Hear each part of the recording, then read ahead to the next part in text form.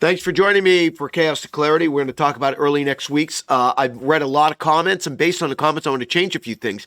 I know when I do these videos, sometimes they can be a little technical. I'm going to show you our snowfall map, show you how I think it's going to be, how I think it's different, how it's going to change, and then I'll get into the rationale. So for those that just want to see the snow, you can see it and move on. For those that want to understand why I'm thinking what I'm thinking, we'll do that last. Let's get right to the snow map here and full screen. All right. Here's our snowfall map, and here's how I'm changing it, or how I think it's going to be different here. So, this area in here, Philadelphia, New York City, Long Island, I don't think you get anything. I really don't. I don't think you're getting anything in Harrisburg. I don't think you're getting anything in the northwest suburbs of Philly. And even in a lot of this area where you see the 3 to 6, I think it's a 1 to 3. Here's your 3 to 6 area here. This is going to be from Portland because I'm afraid the storm, as it comes northward, may throw precipitation back. I think from Portland, just south of Albany, southern tier of New York, northeastern Pennsylvania, just north of Hazleton, 3 to 6 inches. Much of southern New York, around the Poughkeepsie area on north, I think 3 to 6 inches. And then this is your solid 6+ inches. I think Boston, I think Providence, you're close. Maybe you're in the 3 to 6. Hartford around 3 to 6, but I think there's a 6+ area here that you can see the area I'm looking at here. That would include most of Massachusetts, northern parts, of Connecticut and Rhode Island. I think much of the southern part of Connecticut, Rhode Island, and Massachusetts, you're 1 to 3, although most of the Cape, I think it's a coating to an inch at best. But I think that area, Boston, Worcester, just north of Providence, north of Hartford, northwest Connecticut, I think that's your 6+ area. And I think a lot of this is 1 to 3. There will be a 3 to 6 here in the Allegheny front and into the mountains of West Virginia. I do not believe that you're going to get a lot of accumulating snow here in southeast Pennsylvania. The reason for that is I don't think you have enough cold air. I'll go over that in a second. Now, this is what I think. This is the official AccuWeather map, and I've talked to I've given them my thoughts. This is what I personally think is going to happen with this storm. I think it's farther north, I think, than the modeling, and you're going to see that trend continue over the weekend. I'm going to get rid of this so you can see our map. And again, I think a lot of this, we're going to be shifting to the north as we go through this weekend here. Now, let me explain why I think we're going to get what we're getting. Why am I saying that? All right, let me show you why I think this is going to happen. Now I'm going to get, oh, by the way, I wanted to show you this. This is my map that I had I did this the other day, and I still like this from a standpoint here. See this area, here's your rain, the snow area. This is where you can get accumulation. This is your snow area. Now, I might be a little farther north. I might be too far north here in New York State. This may have to flatten a little bit here. But I still like this. I put this out yesterday, and I still like this, that this area is rain to snow. It's going to be tough to get accumulation. As I've been warning you people down in Baltimore, Washington, I know the modeling, the GFS had snow there. I don't believe that there is going to be any snow in Baltimore, Washington, and anybody that was saying that now will be quickly getting off of that sinking ship. All right, let me show you why I am so bullish on north. It begins with an injection of cold air. I want to show you what's going on here. Here we are today. This is the piece of energy coming across the area on Sunday, right here. This piece of energy right here, this is Sunday evening. This is going to be going across New York State. What does that do? It brings the injection of colder air in. That piece in here. Surface map. Here comes cold air. And by the time we get into Monday evening before the storm, here's the precipitation from the storm. Here's your high pressure center. Here's your injection of cold air. Now, the 540 line is where I'm saying to you of the injection of cold air. Now, I'm willing to concede with precipitation, especially heavy precipitation, that this line can come a little farther south. But this is the area I've highlighted for cold enough for snow from the get-go. And I've said this, and this is why I've always said I think it's farther north than the modeling. As the modeling is shifted south, you watch it comes northward, because this is where it's cold enough for snow. And I bet you the snow will seek where you have the injection of cold air, which is up in here, northern Pennsylvania and southern New England. Now, as I mentioned, there's a couple of pieces with this storm. It is still somewhat complex. I want to go back to this. I want to show you a satellite picture of where these systems are right now. All right, this is it right here. This, I'll put this into motion so you can see the move a little bit. All right, so this is the southern piece of energy right here. This is going to actually be the storm. This is going to come across Texas. This other piece of the energy, this is the steering piece. This is going to go up, over, and then down. And this steers this storm. Now, as we talked about, this southern piece has to get out ahead of the northern piece or it would get buried to the south. That's going to happen. That's why you're not hearing anymore about this storm getting buried to the south and there not being any snow. That ship sailed a long time ago. Let me show you how this is going to work here. I'll show the 500 millibar. And yeah, let me show you the 500 millibar and what's going on here. Okay. So here's what's going to happen. So I'm going to stop this on Monday morning. So here we go. This is European GFS, European GFS. So this is the steering piece. This is the northern piece. This is the southern piece. You can clearly see that the southern piece is out ahead of the northern piece. So that's why this is coming northeast. Now the question is, how far northeast is it going to get? I still contend there's a couple of things I don't understand. This is European. Now the European, watch this. Watch this. It's moving along. It's moving along. Then all of a sudden, it drops this line right here. Watch this. It drops it south right there from here to here. See this little wiggle right here. This is 1 a.m. Tuesday. This little wiggle, and that's what's forcing this thing east. I don't think that's right. I don't believe that. I don't believe that is there. And what you end up having is your heights are backing, and this system is going to try to lift to the north just a little bit. And that's why I believe the modeling is too far south. I think it's going to shift farther north and east.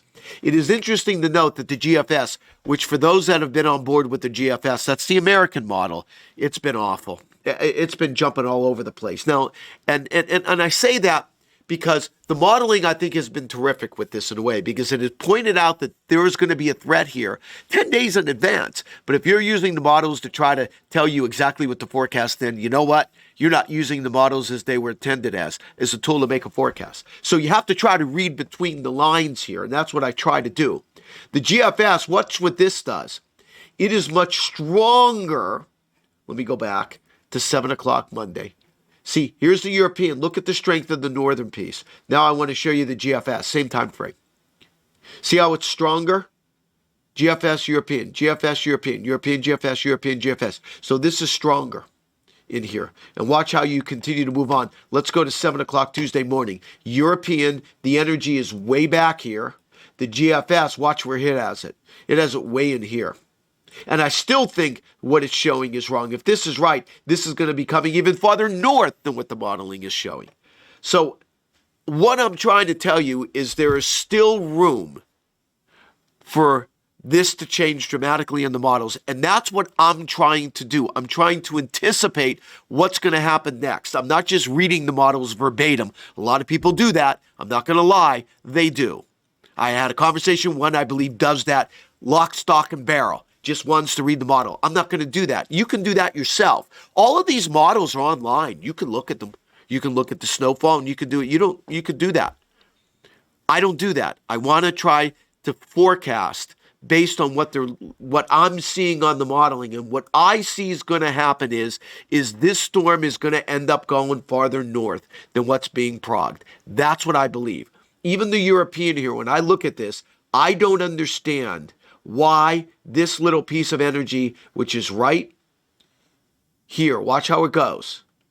Watch this. 7 o'clock Monday, you have this piece. Now all of a sudden, out of nowhere, you get a little wiggle to the south. Now, that doesn't seem like much, and in fairness, it's not. But it's the difference between 50 and 70 miles. That makes a huge difference for a lot of people, right?